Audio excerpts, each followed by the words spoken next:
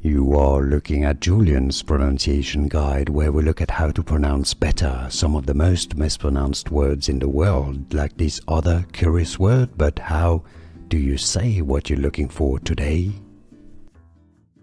Word pronunciation, how to pronounce in French.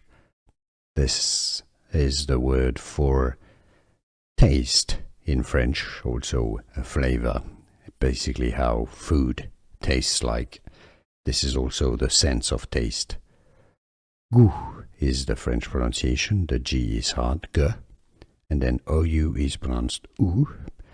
The T is silent, the asterisk, no, the circumflex, the accent on the U, doesn't do anything. It's just there for spelling purposes. Goût is how it's pronounced. Goût.